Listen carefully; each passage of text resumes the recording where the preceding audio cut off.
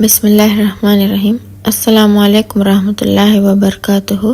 دوستوں، آج کی یہ ویڈیو ایک مغرور شہزادی کی ہے جسے اپنے حسن پر بہت ناز تھا، لیکن قسمت کی ستم زری یہ تھی کہ اس کی شادی ایک فقیر سے ہو گئی۔ ایسا اس کے ساتھ کیوں ہوا، یہ جاننے کے لیے آج کی یہ ویڈیو کو آخر تک ضرور دیکھیں۔ بہت عرصے پہلے کی بات ہے، ایک بادشاہ تھا، اس کی ایک خوبصورت اور اکلوتی بیٹی تھی۔ اپنی خوبصورتی اور دولت کی وجہ سے وہ بہت مغرور اور غصے والی تھی۔ جب بھی کہیں سے اس کے لیے شادی کا پیغام آتا تھا تو اسے ٹھکرا دیتی تھی اور اس کا خوب مذاق اڑاتی تھی۔ ایک دن بادشاہ نے ایک بڑی دعوت کی اور اس میں شہزادی سے شادی کرنے والے تمام امیدواروں کو بلایا۔ سب لوگ اپنے اپنے مرتبے کے لحاظ سے کرسیوں پر بیٹھ گئے۔ شہزادی اس دعوت میں اپنے کنیزوں کے ساتھ بڑے مغرورانہ انداز میں وہ جس امیدوار کے پاس سے گزرتی اس کو بڑے حقارت سے دیکھتی۔ جب وہ ایک شہزادے کے پاس پہنچی جو بہت موٹا تھا، اس نے اپنے کنیزوں سے ہنستے ہوئے کہا، یہ تو گول ٹب ہے۔ دوسرے امیدوار کو دیکھ کر تو اس نے کہا، کیسا کھمبے کی طرح لمبا لگتا ہے۔ ایک شہزادہ چھوٹا تھا تو اس نے کہا، ذرا چھوٹو موٹو کو تو دیکھو۔ ایک نواب بہت گورا تھا، شہزادی نے اس کو سفید چوہا کہا۔ ایک کا رنگ سور تھا تو اس نے اس کو مرغ کی کنگھی کہہ کر پکارا۔ اسی طرح وہ ہر ایک امیدوار کی بے عزتی کرتی رہی، لیکن ایک بادشاہ کو دیکھ کر تو بہت زیادہ ہنسی کیونکہ اس کی داڑھی تھی۔ اس نے اس کا مذاق اڑاتے ہوئے کہا، ذرا اسے دیکھو، اس نے اپنے چہرے پر کیسے جھاڑ پونچھ اگا رکھی ہے۔ بادشاہ نے جب دیکھا کہ اس کی بیٹی نے مہمانوں کی بہت بے عزتی کی تو اسے بہت غصہ آیا۔ اس نے بڑے دربار میں اعلان کر دیا کہ شہزادی پسند کرے یا نہ کرے، مگر اب میں اس کی شادی ایک کسی فقیر کے ساتھ کر دوں گا۔ اس اعلان کے بعد تمام لوگ وہاں سے چلے گئے۔ کچھ ہی دیر بعد ایک آوارہ گرد گویا جو گلیوں میں گھوم کر گانا گایا کرتا تھا، اس نے شاہی محل کے نیچے کھڑکی کے قریب کھڑے ہو کر گانا گانا شروع کر دیا۔ بادشاہ نے اس کی آواز سنی تو ایک خادم کو حکم دیا کہ اس فقیر کو اندر بلا لاؤ۔ خادم پھٹے پرانے کپڑے والے فقیر کو محل کے اندر لے آیا۔ اس فقیر گویے نے بادشاہ اور شہزادی کے سامنے بہت اچھا گانا گایا اور بادشاہ سے انعام مانگا تو بادشاہ نے کہا، تم نے بہت اچھا گانا سنایا ہے مجھے، میں تمہیں بہت اچھا انعام دوں گا، میں اپنی بیٹی کی شادی تم سے کروں گا۔ جب شہزادی یہ سنتی ہے تو وہ بدحواس ہو گئی، وہ بہت روئی بھی تھی، مگر بادشاہ نے اس کی ایک نہ سنی۔ بادشاہ نے اسے ڈانٹتے ہوئے کہا، میں نے مہمانوں کے سامنے قسم کھائی تھی کہ تمہاری شادی کسی فقیر کے ساتھ کر دوں گا، اب میں وہ قسم پوری کروں گا۔ یہ کہہ کر بادشاہ نے قاضی کو بلایا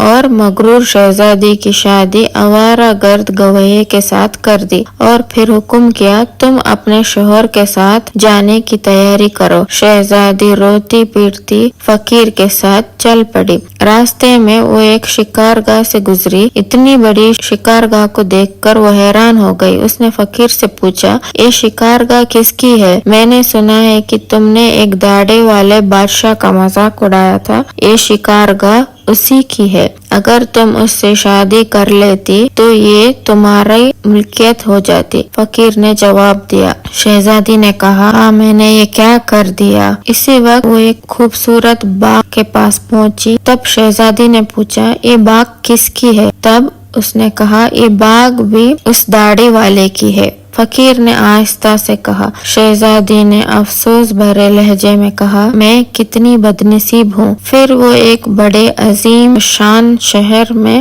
داخلہ کیا۔ اتنا بڑا اور خوبصورت شہر دیکھ کر شہزادی حیران ہو گئی۔ اس نے پوچھا، اس شہر کا مالک کون ہے؟ فقیر نے اسے بتایا، یہ شہر वो दाढ़ी वाले बादशाह के मुल्क का पाया तख्त है, अगर तुम उससे शादी कर लेती तो ये सब कुछ तुम्हारा होता। ओह, मैंने बड़ी गलती की, काश मैं उससे शादी कर लेती, शहजादी ने पछताते हुए कहा। फकीर शोहर ने नाराज होते हुए कहा, मुझे इससे कोई फर्क नहीं पड़ता, मगर तुम मेरे होते हुए दूसरे मर्द की बातें क्यों करती हो? क्या मुझ में कोई कमी है? इस तरह की बातें करते हुए एक छोटी सी झोंपड़ी के करीब पहुँचे। कैसी बदनुमा छोटी सी झोंपड़ी है, ये किसकी है? शहजादी ने पूछा। फकीर ने कहा, ये मेरा घर है और यही वो जगह है जहाँ हमें जिंदगी गुजारनी है। तुम्हारे नौकर कहाँ है? फकीर ने कहा, हमें नौकरों से क्या काम, तुम हर काम कर सकती हो। अब आग जलाओ और मेरे लिए खाना पकाओ, मैं बहुत थक गया हूँ। क्योंकि शहजादी को खाना बनाना न आता था, इसलिए फकीर ने उसकी मदद की और कुछ देर बाद उन्होंने उल्टा सीधा खाना पकाकर खा लिया और सो गए। दूसरी सुबह फकीर ने उसे जगाया, घर साफ करने और दूसरे काम करने के लिए कहा। सारा दिन काम करते रही, ऊपर से जले कटी बातें भी सुनती रही, मगर सब्र के सिवा कोई चारा न था। इसी तरह उन्होंने कुछ दिन गुजार दिया। ऐसा वक्त आया कि उनके पास खाने तक के लिए पैसे नहीं थे और कुछ भी नहीं थे। फिर फकीर ने कहा, मैंने जो कुछ भी कमाया था मैंने खर्च कर दिया, अब तुम्हारे कमाने की बारी है।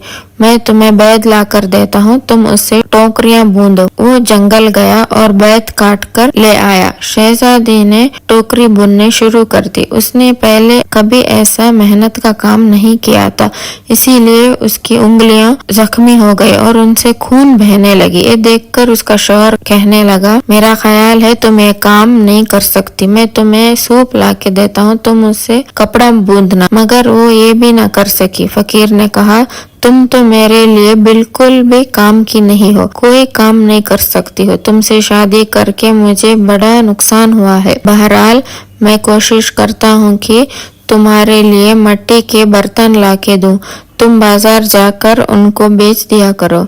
मगरूर शहजादी ने अकड़ कर कहा, मगर जब मैं बाजार में खड़ी होंगी तो मेरे मुल्क के लोग मुझे इस हाल में देखकर खूब हंसेंगे। फकीर ने कहा, ये मेरा मसला नहीं है, अगर तुम भूख से मरना नहीं चाहती हो तो तुम्हें ये काम करना ही होगा। मिट्टी के बर्तन बेचने का काम बहुत अच्छा चल रहा था। लोग जब एक खूबसूरत लड़की को बाजार में बर्तन बेचते हुए देखते तो उस पर तरस खाकर कुछ न कुछ जरूर खरीद लेते थे। बर्तन बिकते रहे तो फकीर ने और बर्तन लाके दिए। इसी दौरान एक बदमिजाज सिपाही वहां से गुजर रहा था। उसने बाजार के बीचों बीच बर्तन रखे हुए देखकर उन्हें लात मारकर तोड़ दिया और कहा, आइंदा से इस तरह रास्ता मत घेरना। शहजादी बहुत परेशान होकर उसने सारा वाकया घर आकर अपने शौहर को सुनाया। तुम इंतहाई बेवकूफ, तुमसे किसने कहा था कि बीच बाजार में बर्तन लेकर बैठ जाओ? आखिर वहाँ से लोगों को गुजरने के लिए दुश्वारी होती है। मेरा ख्याल है तुम्हारा बस का काम ये भी नहीं है। खैर, मैं शाही महल जाऊंगा, हो सकता है वहाँ तुम्हारे लिए कोई काम निकल आए। ये कहकर वो शाही महल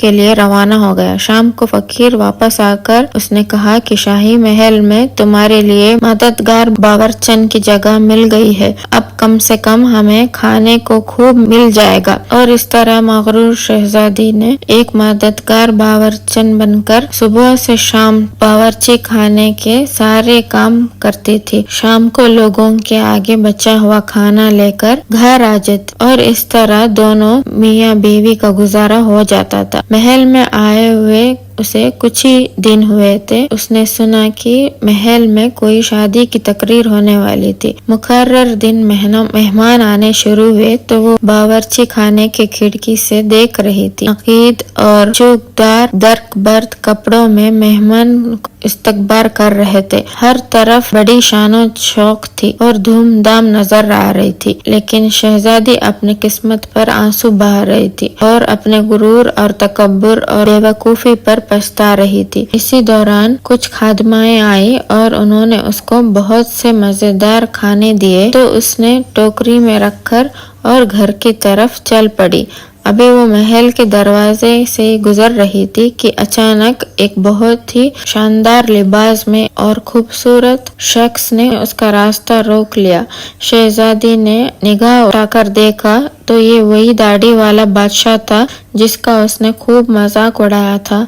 वो खौफ और शर्म से कांपने लगी। इतने सारे लोगों को देखकर उसका अपने ऊपर काबू न रहा और घबराहट में टोकरी उसके हाथ से नीचे गिर गई और उसमें से खाना निकलकर चारों तरफ बिखर गया। तमाम दरबारी हंसने लगे। शहजादी का ये हाल कि किसी तरह से जमीन फट जाए तो वो उसमें समा जाए। उसने झटके से अपना हाथ छुड़ा लिया और भागना चाहती थी कि बादशाह ने लपक कर उसे दोबारा पकड़ लिया और बड़े नरमी से पूछा, डरो मत, क्या तुम मुझे नहीं पहचानती? मैं तो वही आवारा गर्द गवैया हूँ जो तुम्हारे साथ झोंपड़ी में रहता हूँ। मैं वही सिपाही हूँ जिसने तुम्हारे बर्तन तोड़े थे। ये सब कुछ मैंने इसलिए किया था कि मैं तुम्हें पसंद करता हूँ और तुमसे शादी करना चाहता था। अब तुम्हारे गुरूर का इलाज हो चुका है और तुम्हें अच्छा सबक मिल गया है। पिछली बातों को भूल जाओ।